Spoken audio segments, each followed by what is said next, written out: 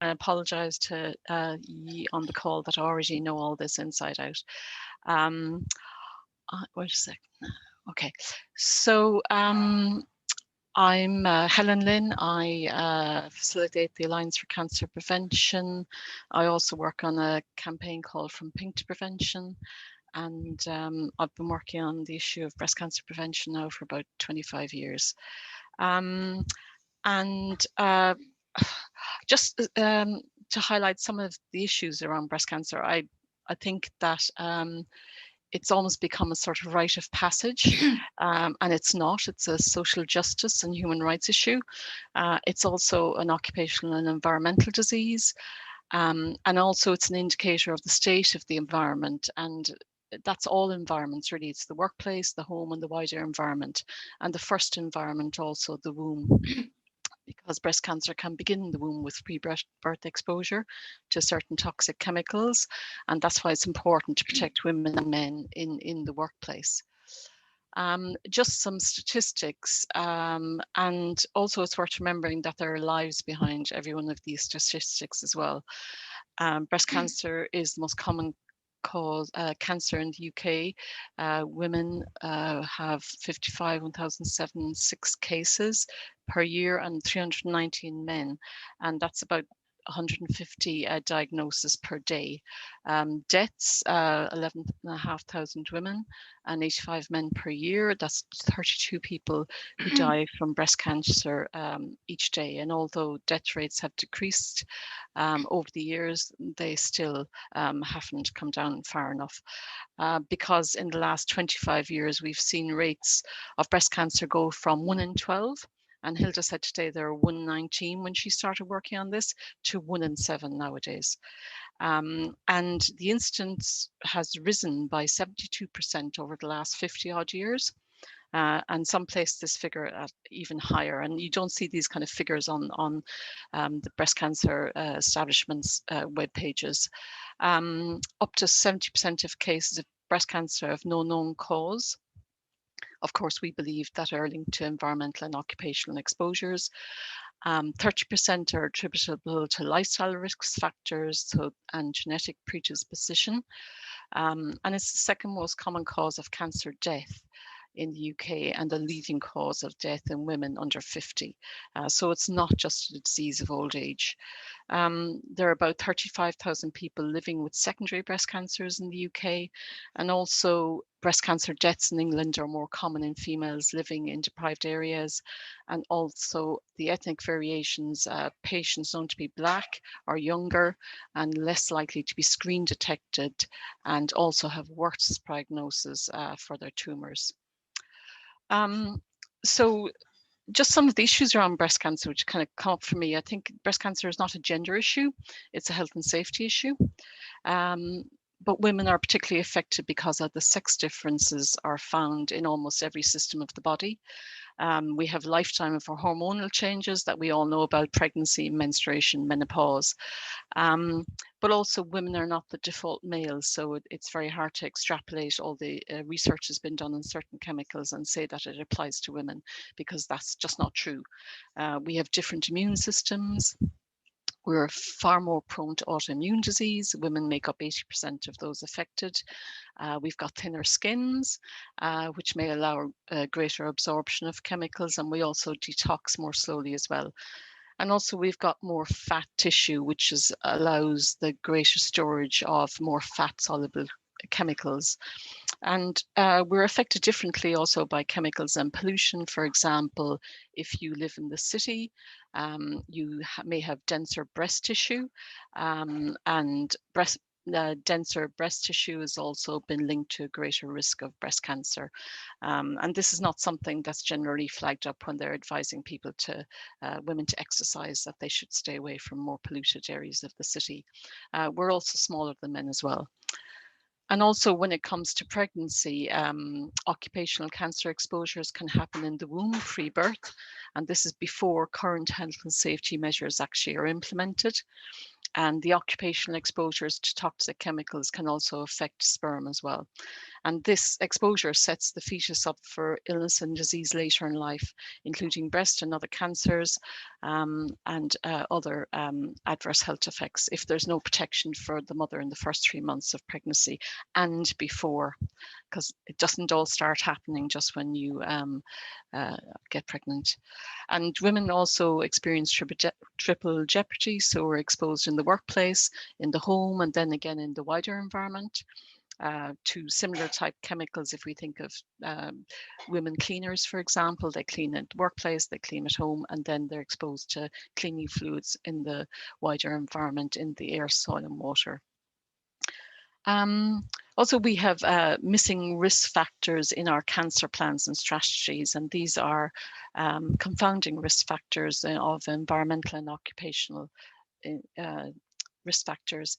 And for example, the studies have found that women working for 10 years in jobs where they're exposed to high levels of chemicals that were identified as either mammalian cancers or endocrine disrupting chemicals, EDCs, had an increased risk of breast cancer of 42%. And we know that there's about, 216 odd chemicals that are linked to breast cancer, that are linked to mammalian tumors. And these chemicals aren't in bottles on top of shelves. They're actually things we're exposed to every day in our workplaces, at home, through the cosmetics and personal care products we use, through plastics, through furniture and flame retardants, and a whole host of other things that we're exposed to on a regular basis. And we know, particularly in terms of occupation, that say for women working in the automotive plastics industry, they increase their risk by 400%. And for those working in food canning, research suggests that they had a 500% increase risk of breast cancer. But despite all this science and these links, when we look to our cancer establishments for information, we find that on their web pages that the science has been turned to myths. And after years spent denying that there's links between exposure to harmful chemicals and pollution in breast cancer, the cancer establishment has now decided to categorize things like exposure to pesticides, to cosmetics ingredients and plastics, alongside bumps to the breasts, all under Cancer Myths page on their website. You can go and look at it. I've included a link. I also looked at Cancer Research UK and Breast Cancer Now web pages, and Breast Cancer Now is the largest breast cancer charity in the UK, and they actually classify chemicals in the environment under their myths section, alongside night shift work and underwire bras. So night shift work in their heads carries the same risk as underwire bras, which is unproven, and also chemicals in the environment, whatever that means, because no references are given.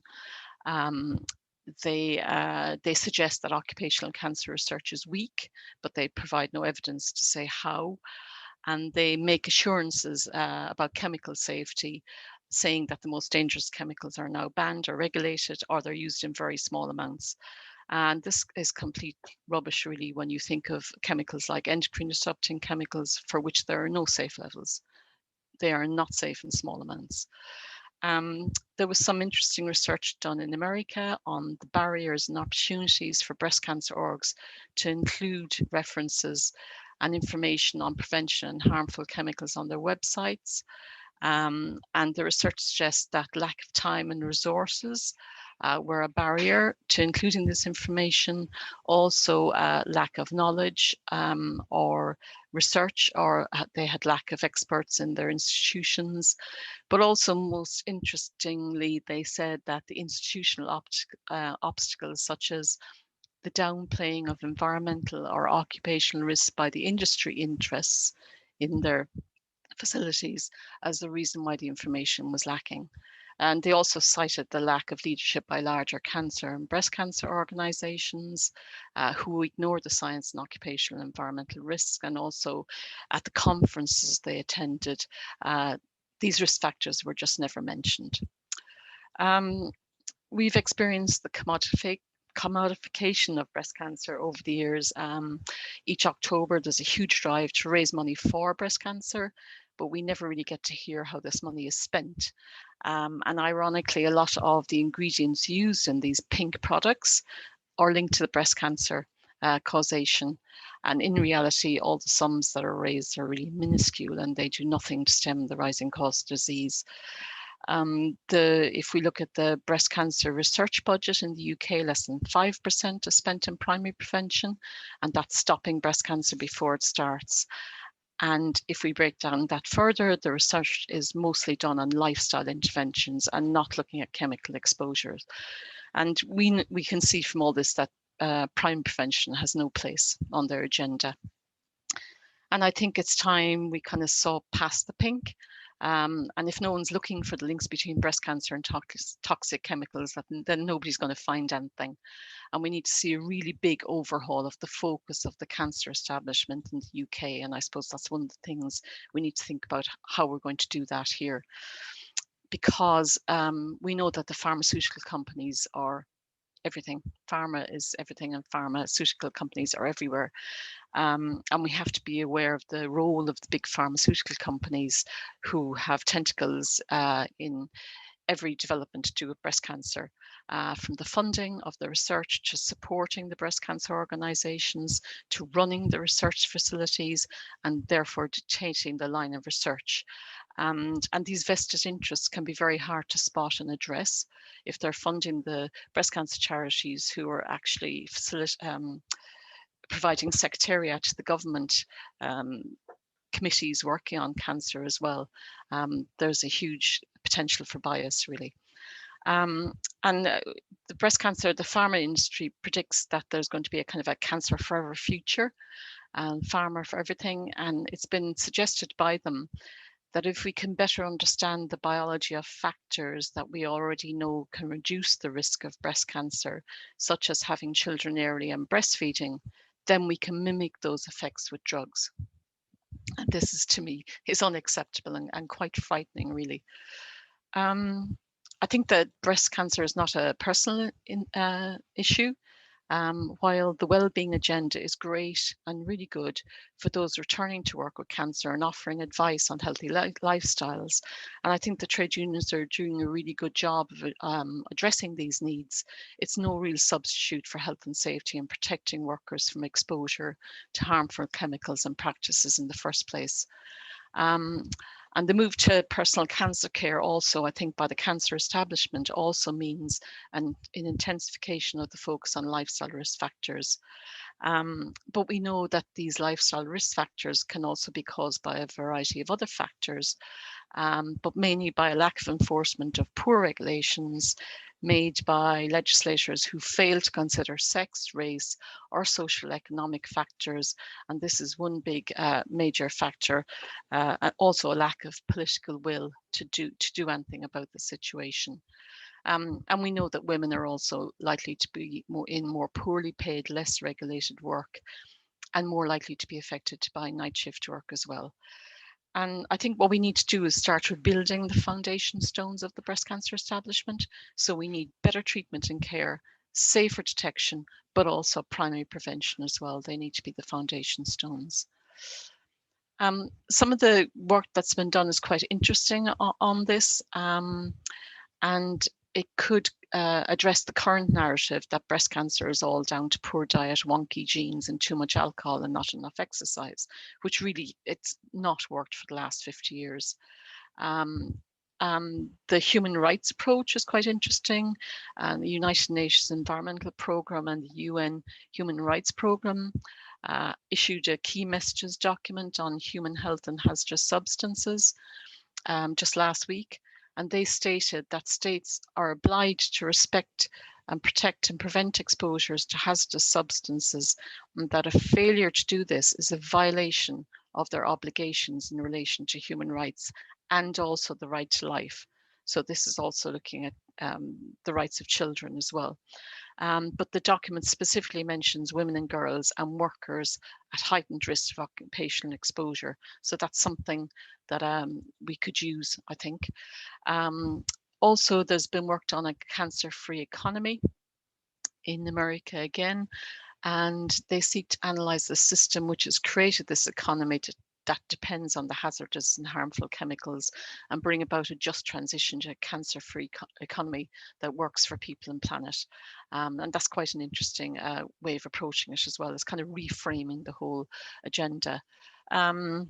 We need to do lots more work on getting the recognition of environmental and occupational risk factors into all cancer plans and strategies. And I know some of the groups, the Pink Ladies has been doing work on this, and Moira in Scotland has been doing this work on this as well, because these are the missing confounding risk factors in all our cancer plans and strategies, and we need to see them there. We need to see them addressed. In the past, we've done really interesting work with Unison, in particular doing toxic tours of their bathroom cabinets to raise awareness about hazardous chemicals. These can be adapted to toxic tours of your workplaces. It's like kind of mapping your workplace, and also toxic tours of home as well, making a plan to actually detoxify or reduce exposures. But also encouraging people that it's not just from a personal perspective. We need to really demand that all the breast and cancer charities have references for the information on the risk factors on their websites. It's not acceptable to have night shift work, for example, under a myth section on your breast cancer site without explaining why you put it there. Hilda's going to talk about toxic use reduction and COSH and how we might use them. And our colleague in Canada, Jane MacArthur, has been doing a lot of work and writing about breast cancer. Very interesting stuff. I've put a link to her webpage, and she's going to be releasing some of the findings in her dissertation quite soon. But she did a very interesting piece of work approaching a set of workers working on the bridge to understand their breast cancer risk by actually asking them about the risk perception of occupational and environmental risk factors. And they work on a toll bridge in Canada where they're exposed to high levels of diesel fumes and other pollutants as well. It was just a very interesting approach the way she did it. But I think really we really need to campaign from a worker's perspective, but also from a consumer's perspective and a citizen perspective as well. We need to kind of focus on all three approaches if at all possible. And my last slide is just some contact details in case anybody wants to follow me on Twitter or email me or whatever. Thank you very much. That's brilliant. Thank you so much for that, Helen. That's really useful, I think, to cover some of the things that we talked about last time, but also to look at some of the things that we should be campaigning on and taking forward. I'm going to bring Hilda in quickly, and then we can perhaps open it up for a bit more of a discussion about to prioritizing some of these issues and seeing how we can work through them, how we can move them forward. So Hilda, do you want to? You're on mute. You're on mute, Hilda. Were you going to do my slides, do you want me to do them for you? Yeah. Yes, please. Do them if you want. Thanks ever so much. Thanks ever so much, Helen, for her sophisticated and elegant analysis as always. And I've tried, assuming that would be the case. Those that look to be Helen's. Oh, I don't know when it's gone. Yeah, has it Sorry, I've lost it. No, love it. Sorry, you're doing me a favour. Anyway, I just want to talk about preventing occupational breast cancer at work. But basically, if we get rid of carcinogens and endocrine disrupting chemicals, reproductive toxins and mutagens at work, then we will have no cancer. And I think we do need to get really, really serious about this and get ourselves educated and organised and start agitating on this. Trade unions have done a lot in the past, but I don't think we have done enough on breast cancer or work cancer generally. Helen's done a lot of work with Unison, as she just described. Hazards Magazine has been at the forefront of keeping occupational cancer on the agenda and has written loads about it. I'll come on to that in a minute. The Fire Brigades Union has been working with the University of Central Lancashire on firefighter cancers, and it's not just the fires that they fight and the fumes from them that are causing cancer, but it's also the polyfluoral alkyl substances in their PPE. And I have to say that going around the country talking to trade union health and safety conferences over the years, it's often been very disappointing to turn up and find that there is an occupational cancer workshop But actually it isn't about occupational cancer that's caused by work or how to prevent it. It's about very, very essential work, as Helen has already alluded to, about working with cancer and making sure people get special protections and special help and all the rest of it. And that's absolutely essential, but it's not about occupational cancer. And there's also been a bit too much emphasis on screening. Again, absolutely essential, but often mis-selling it really to the trade union audience as part of prevention. It's not really part of getting rid of the causes of cancer. And Helen has described very, very well the dangers of pink washing. And I think trade unions have sometimes gone along with that unthinkingly. And I think we need to stop that. I think we need to refocus and take workplace cancer caused by work, back and start preventing it at source, and feed everything into the risk assessment and into negotiation and collective bargaining, and tackle the causes of cancer as part of the health and safety at work agenda. And as Helen has said, also part of the equality and human rights agenda. Can you go back to the first one? Yeah. There, Janet. I've just listed there the causes of breast cancer that Rory pulled out in his cancer map, which is coming up on the next slide. And I won't go through them in detail, but we've got everything from ionizing radiation to non-ionizing radiation, possibly endocrine disruptors, solvents, pesticides, combustion products, including polyaromatic hydrocarbons and dioxins. Obviously, that's really important in air pollution, reactive chemicals, phthalates, work as a firefighter, and long-term work at night, and a lot of others that are not known. And I think possibly particulate matter 2.5 microns is also going to be very important. And as Helen has said, we must always remember the problems of pre-pollution, the fact that women developing breast cancer now, that may well be because the sperm and eggs of their parents were damaged due to workplace exposures, and possibly they were also exposed to workplace chemicals when they were developing in the uterus. Have the next slide, please, Janet. On the left there's Rory's cancer map. You can't actually see it, but when you get the slides, you'll be able to download the link. And Rory has done this fabulous map, which he's been producing and updating sort of over the years. This is the latest incarnation. And he's looked at different sites of cancer, including breast cancer, and listed all the different chemicals and types of work that could cause it, which is an excellent source when workers are starting to identify the problems in their workplaces that might be causing cancer and trying to get rid of them. And Rory's also done a huge amount of work on night work. Night work increases women's risk of breast cancer. The HSE denies it, so they take no action. Cancer charities deny it, as Helen has said, and they blame women's lifestyles and they let work off the hook. This happens for all cancers. All cancers and work-related ill health is actually blamed on us being fat, lazy bastards who eat all the wrong things, smoke, drink, and don't take enough exercise. But for women, it has a particularly nasty personal vindictive sort of blaming, and it is letting work off the hook, and it's a really big problem. But Hazard's Magazine analysis of the latest research on night work and cancer shows that this is false. And the Hazard's Magazine has actually referred the HSE's misinterpretation of the research to the Work Health Expert Committee, and we wait to see what will happen there. Next slide, please. Well, what do we do then? We have quite a lot of tools. We do have the basic general duties of the Health and Safety at Work Act, the management of health and safety regulations. We have the safety reps and safety committees regulations, which gives us massive rights to consultation and information and involvement in risk assessments and safe systems of work, and in negotiating for getting rid of substances and changing ways of working and all of that. And we also have the control of substance hazardous to health regulations. I'd include the protection of new and expectant mothers, which I think is absolutely, it's far too weak and it's massively underused and only really applied to women who are pregnant rather than what it should be done, which is applied to all working women of reproductive age. COSH is a brilliant piece of legislation in lots of ways, but it's very, very poorly enforced, especially the control hierarchy. And I'll just run through this very, very briefly.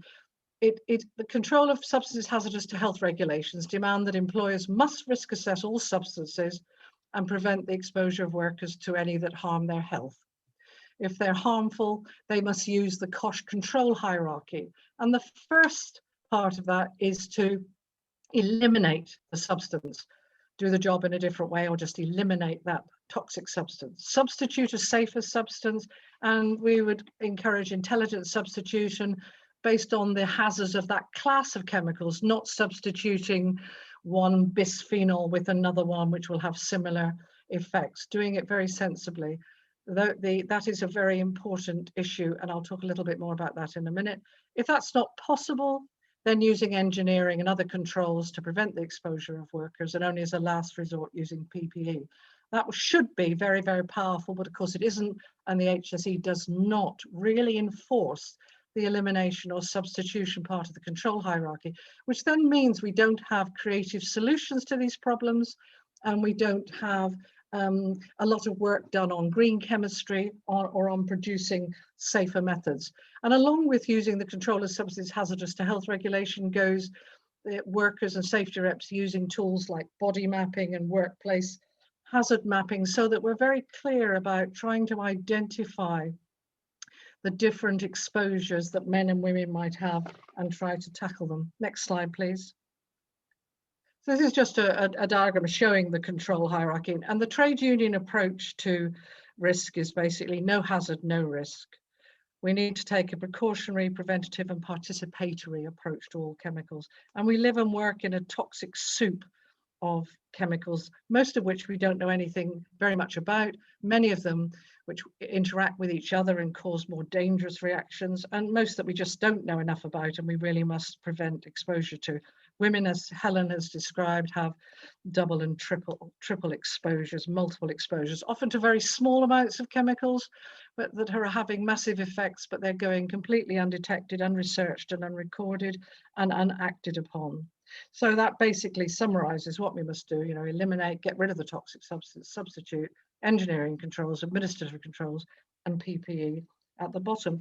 And it's really important that when we're talking about chemicals and exposure to them, we have to ignore the gendered, stereotypical false assumptions about women's work being light work, being safe work, not being exposed to chemicals. Think about offices as potentially full of chemicals. There are plastic carpets. Every time you walk over them, you're liberating plastic particles and fibers into the air, and we all know the hazards of them. Everything in that workplace will be covered in flame retardants, which will also be released and adhere to tiny particles of dust, and there's lots of very small particles in the air in workplaces. And then there will be formaldehydes and other volatile organic chemicals from cleaning products, and off-gassing from furniture, MDF furniture, and we've got stain protectors on chairs and polyurethane foam, all those sorts of things, and they are all putting out chemicals into the air. And we say that's employers and the HSE will say that's a relatively safe environment because they've actually not measured any of that. And I think we really need to think of that, and something I think that we need to maintain. We have become very aware that ventilation is absolutely essential in terms of removing stale air, especially in this COVID pandemic. But it was an issue before COVID, and it will be an issue afterwards. And I think this is one way in which we can try to clean up the air in all our indoor workplaces. Ventilation should not be just for COVID, it should be for all our working life. Next slide, please. I've just bunged together a few ideas. I mean, I've not really thought about this too much. Helen has talked very much about tackling pharma and the corporate vested interests. And the solutions I endorse entirely, and on I'm focusing here on some of the things I think trade unions should do better. I think we have to make breast cancer and work cancers generally a key health and safety priority, and we have to explicitly campaign for the prevention of cancers caused by work. At least 12% of cancers are caused by work, and they're all preventable. Explicitly link breast cancer with work. Stand up against the HSE and the cancer charities and their lifestyle rubbish. And we have to make eliminating exposures to carcinogens, endocrine disrupting chemicals, mutagens and reproductive toxins an explicit aim. To demand risk assessments, research and actions are all sex, gender sensitive, and we perhaps need to resurrect the TUC gender and occupational safety and health group and theme. And we must make very clear the need to protect the sex cells, sperms and eggs, and the fetus. Use existing law better, demand better enforcement, campaign for better laws. And I think we really need a law to reinforce caution, to go further. In other parts of America, they have a Toxic Use Reduction Act, and that really is based on just doing what it says, reducing all the toxic substances at work. Workers are the canaries in the mine, really. Workers are exposed first, exposed most, and considered last, if at all, to toxic substances. But all the things we worry about in the environment, the toxins from plastics, the toxins from absolutely everything, air pollution, all of that actually starts at work, and workers are massively exposed. So toxic use production is about reducing the toxics at source in work. If we can get rid of the toxic substances out of work, we can get it out of products. We can get it out of the air, out of the water, out of the soil, out of the food, out of our homes, out of our bodies, and out of our lives. And that's really what we want to do. And this has to be part of a justice, equality, and human rights, and linking up with environmental damage. 20% of cancers are caused by work plus environmental exposures. And we have to put all of this together, and we have to make sure we are always looking at class, sex, and ethnicity in all our assessments, research, and actions, and avoid pinkwashing and putting breast cancer in the wellbeing box like the plague. Thanks very much. Thanks very much, Hilda. That was really helpful and really informative. So there's a number of actions that have been suggested. There's been things that we need to think about in terms of perhaps education, in terms of information, things we need to be campaigning on. The fundamental right to safe and healthy work that Helen talked about is the theme for International Workers' Memorial Day this year. And certainly it's, that's a really important point, part of the work that we do. So what suggestions would you like to make? I want to open it up to the floor really to see if there's anything, any priorities, any suggestions that we can take forward. I don't want to put you on the spot, Shelley, but there were one or two things that came up then that sort of aimed at the TUC that perhaps we could look at taking further in the TUC, like the GOSH committee and the work that was done there. I don't know whether that's something that we could look at. I've got, after Shelley, I've got Dawn. Yeah, I was just to say thank you, Helen and Hilda, because that was incredibly interesting and useful and shocking, some of it. And this isn't an area that I knew much about at all, so really, really useful for me. Just to pick up on the GOSH point that Hilda made, the Gender and Occupational Health and Safety Group.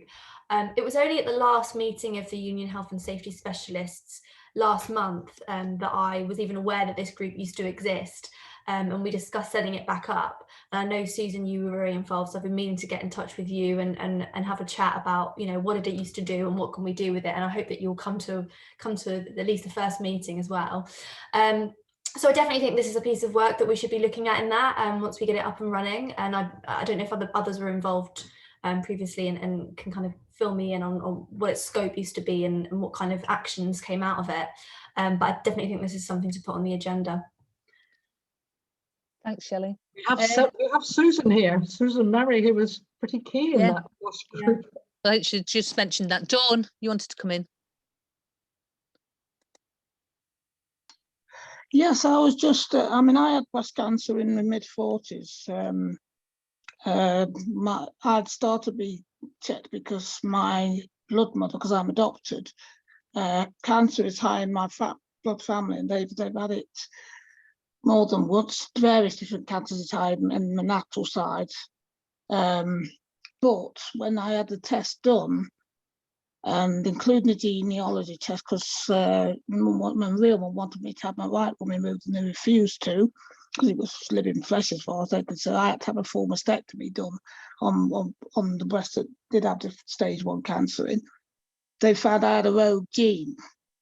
And I work, I'm shielding at the moment, but I do work obviously in the NHS, and we have, when you was talking about carpets and a material that we probably take for granted. We've got a health and safety meeting tomorrow, and it sort of made me think I'm going to ask the extra question, because this is probably some area I would suspect is overlooked.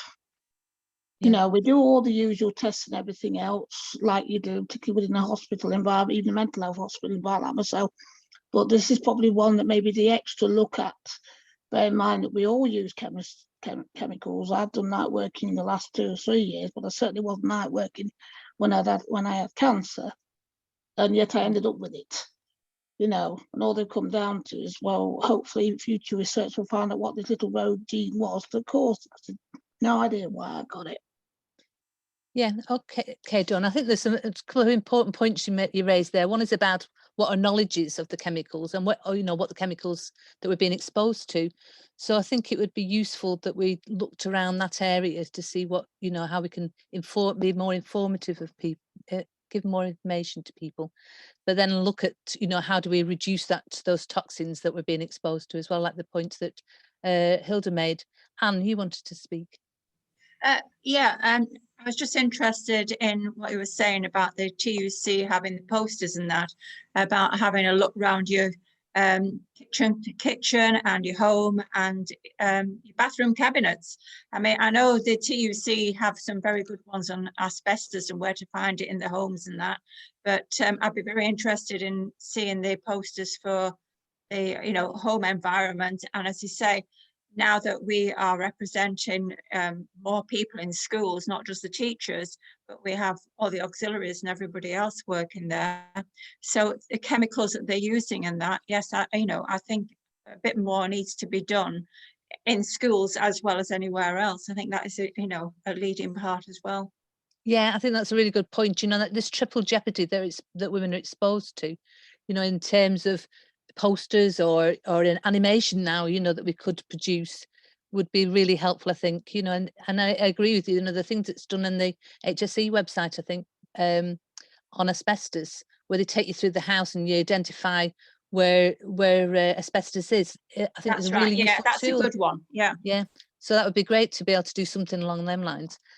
Susan. I just wanted to say that I think it would be a really good idea to recreate the gender group again with the TUC Health and Safety, because the good thing about it was that there was a lot of interest, though we didn't always get a big attendance.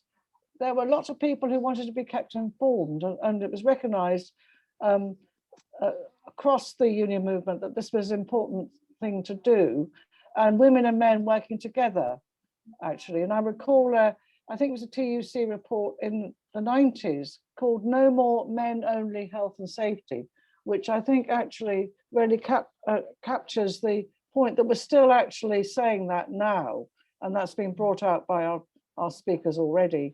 And they're just simply, it'd be good to do that if there's an appetite for it, which sounds as though there is, and certainly I'd be very happy to help support that if that's of any help to you. Yeah, thanks, Susan. I think that would be really useful.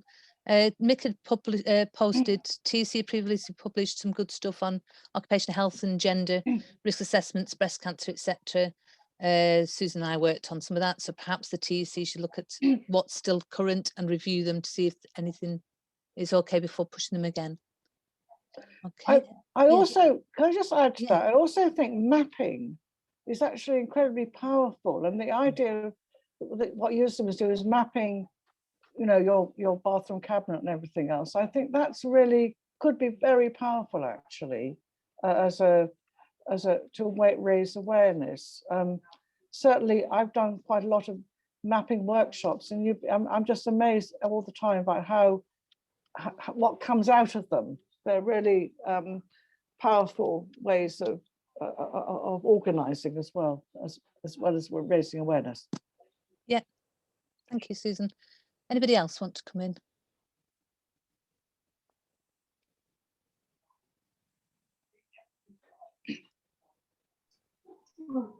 Yes, Jane, and then Andrea. Yeah, I mean, I suppose. You've gone mute again, so Jane. This is what happens when you work a 12-hour shift. What does it say about 12-hour shifts? You shouldn't have to do them, should you? It's ungodly. if there was such a thing as a God. No, I mean, obviously I always find everything very interesting. The stats are dead helpful, aren't they? And I was just wondering, I mean, I think what I might do, we have in work, we have a she forum, and it's, you know, all the senior. I think what I might do is do a presentation on occupational breast cancer. Obviously, I'm going to steal one of your presentations to do it and talk to them about, because I work with cleaning products and make them and create them, I understand what we do to get them marketable that you want to use. So the only cleaning product that I would never ever not use is bleach. I would never ever not use bleach, but everything else, I think, you know, I don't really like cleaning much anyway, but bleach is the one that kills all the nasties. So that's the one that I always have a stock of. But all of the other stuff, you know, even down to your washing products and all of, you know, what you put in your washing machine, they like to have the no sort of big crosses on or killing fish things on and all that. And what they do is they look to reduce the amount, so it's just below the level that you'll get away with putting hazard warning signs on. So they are capable of using, or we are as chemists capable of using signs to just go along those limits, under those limits. But of course, all of the speakers are right. We need to look at eliminating this type of thing altogether. But it's very, very difficult when you actually work in the industry about how you do that. So I think what we need to do is start looking at the environmental causes, but do it from a holistic COSH workplace approach, about what hazards or environmental issues are going to be caused in our workplace when you're constantly using chemicals to create the products that we then forward to the homes. Because, you know, things like enzymes, we screen for enzymes all the time because we use loads more enzymes than you would just throwing stuff in the washing machine, because we're making it and then we might be doing loads of washes with it. We're cleaning out the pipework that carries it. So all of those things they do screen us for, but I don't think they look at it holistically about getting rid of it from the environment altogether. So I'd like to really start focusing it, you know, in health and safety committees that are jointly owned with the company. And I was just wondering there, Janet, just an aside, obviously from Unite, we've got probably one of the only unions in the country, and certainly in our own union, we have that regional health and safety committee. Now, I know sometimes it might not be, but it's a good vehicle to put this sort of stuff out, you know, that makes men aware of the issue, that they would champion it in their workplaces as well, you know. So it's a holistic approach with our brothers, even though they're a pain in the backside most of the time. It's a good way of doing it, you know, getting that engagement there. I think that would be a really good shout to put it on. I can speak to Karen Devine. I think she's the chair, isn't she? She's secretary of it, yeah. Yeah, so I think that'd be good, yeah. Good idea. Yeah, thanks, Jane. And you know that, but that again, that combination of what's going on in workplaces and then what's going on in the homes and what's going on in the environment, you know, triple jeopardy is the massive impact that is on women. Andrea. Yeah, so I was just going to say, you know, I was just thinking about, you know, that I haven't seen a lot of stuff on breast cancer coming out from the trade unions at the moment. And I wonder if that is because, you know, whether they setting up that gender and occupational safety and health. Oh, can you hear me? Yeah. Yes. I think I might. Oh, okay. Sorry. Sorry, it just froze. I could hear myself, but everyone else had frozen. Sorry.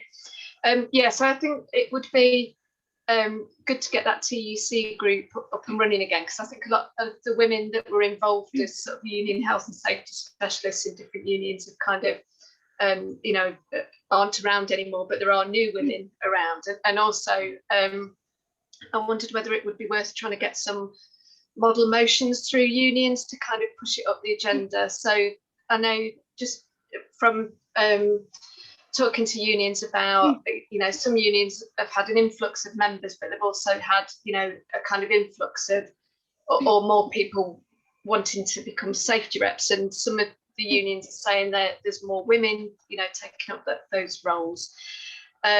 So whether it just, I suppose, thinking about how you kind of push this and make it more of a priority within the unions. And then I was just going to ask Helen just about when you were talking about the cancer establishment kind of, saying that, work exposures and night shift work is a myth. And I just wondered, is that a specific thing? I mean, I think you mentioned that the UK breast cancer establishment's particularly bad, and I just wondered, it did, sorry, because my connection went a bit. Were you saying that, and why is that? And are unions in other countries having a bit more success at kind of, challenging the cancer establishment? Helen, do you want to answer that? Yeah, it seems to be like, just from kind of watching their websites, it's sort of, it maybe started maybe a couple of years ago, this sort of categorizing risk factors and the myth kind of page. And if you look in the US as well, some of the, like Susan Komen and all those bigger breast cancer charities also have similar information. I mean, we did tackle breast cancer now, by writing to them, asking them for a reference list for all their risk factor booklet that they produce every year. We eventually got it, and it was kind of out of date, and the references only went up to 2010, and they assured us they'd look at all the information we sent them, and they never did. It just, when dealing with them, we're very easy to bat away, because we were doing it as from pink to prevention. We haven't got a big load of kind of other groups or we didn't have a big load of other groups behind us. So yeah, in terms of success, I think in the US, I know that the breast cancer prevention partners have put together, they've actually drafted up what a cancer plan would look like if it actually addressed primary prevention and chemical exposure. And I didn't, because I think I mentioned it last time, so I didn't kind of want to repeat, but I can send a link to that as well. That's very interesting to look at. And it was quite a collaborative report they did on that. So that's a good way of doing it. In other countries, I think Finland did a similar thing. They looked at tackling their cancer establishments and saying, why aren't you addressing chemicals in the environment, and again produced a report on this. I know the ETUI have loads of reports on occupational cancer and Hazards magazine as well, and asking for recognition, but it's very hard to understand the barriers, and it's very hard to break them down, and a huge barrier is vested interest, really. They do not believe the science. They do not believe if the World Health Organization says something, if the United Nations said something, they do not believe it. They won't accept it, and I don't know, I just can't. But I think if you get a kind of a big enough group to challenge them, I think that, and challenging the information on their websites, it should be references. I have to reference everything I put on my website. So why don't they have to reference everything they put on theirs? I started to kind of tackle Cancer Research UK last year, but I'm going to need a lot more help with them. Got a letter and replied to the letter I sent. But yeah, I think it collaborative work and large groups tackling, I think would be really good. Thanks, Helen. I know we said we'd finish this meeting at 7 o'clock, and there's lots of things I think we could be discussing for another 2 hours. Mick had just put something in the chat. He said, I think there's a link to be made for climate change debate with TR and breast cancer prevention. I'm not sure that this is well established as a focus, and it seems to be a strong candidate, and the carbon questionable future seems to be an opportunity. I think it would be useful, perhaps out of this meeting, to summarise some of the suggestions that have been made and to circulate those, to start a sort of a debate, an informal debate on it, to then take forward. And perhaps we can have a chat, Shelley, about some joint work and the GOSH, and then get as many people involved as possible. I mean, we've only got a few unions represented tonight, but it would be useful to try and get more unions on board to take up the issue, and the sorts of suggestions that Jane made, as well, that we need to, some practical movement forward, rather than just to, you know, to keep talking about it, but actually what practical suggestions are. I mean, I really do like the idea of the animation, the information, the mapping, you know, to get people informed about where they're being exposed to some of the toxic chemicals, you know, and how that's impacting on their health. I think that would be a useful one. I think it would be useful to have a conference in the future, you know, on some of, not just breast cancer, but a, you know, a substantial part of it, on all these issues. But then there's a lot of campaigning issues that we need to take up, the sorts of things that Helen was talking about, you know, with some of these charities, these organisations that are pushing it from a different point of view and not from a preventative, precautionary approach.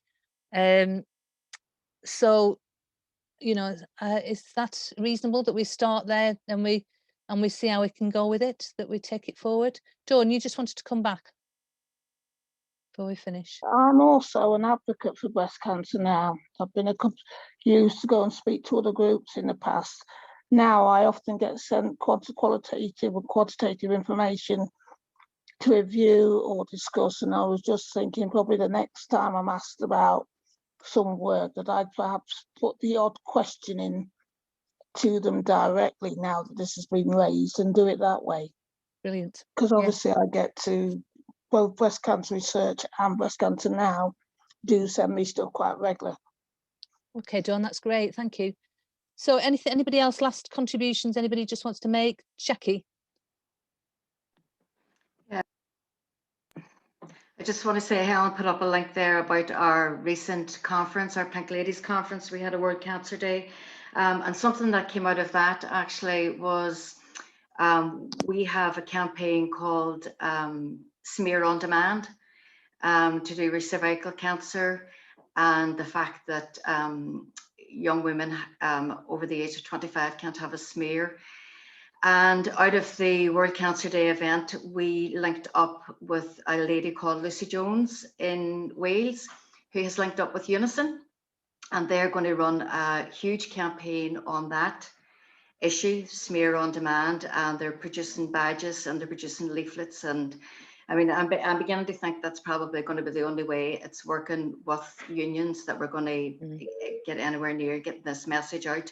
I'm sitting on the, well, we've been trying for 5 years to get invited onto the Northern Ireland Cancer Strategy Plan, and every time there's an invitation for me to come on to talk about EDCs, somehow I just don't get the invitation on. You know, they just don't want to know about it. They've included air pollution in their prevention plan, and that's about as far as it goes. So I think highlighting through occupational risks and going through unions is probably the strongest way of getting this message out. I really do. So I'm hoping to link up with some unions definitely now and start pushing this message out in that respect. Thanks, Jackie. Shelley, does that sound a reasonable way forward, do you think, to try and take it forward? Yeah, absolutely. Right, brilliant. Thank you. Don't want us to feel like you've been railroaded into doing something, you know, that No, quite opposite. As I say, this was sort of in the pipeline anyway. So for me, having people around the table or around the screen who are, you know, keen to get going is a massive help, and who know more than me. So brilliant, thank you. Okay, well, thanks very much for attending tonight. I'm sorry it's been a short session, but I know it's after a long day for most of you. And thanks to Hilda and Helen, especially for your contributions, your direction, and all your knowledge, giving us all your knowledge, because it's really important for lots of us who've not been looking at it in such detail to find that information out. And and really nice to meet you all, and hopefully we can do some work in the near future, and try and keep this on the table and move it forward now. So thanks very much. Thank you.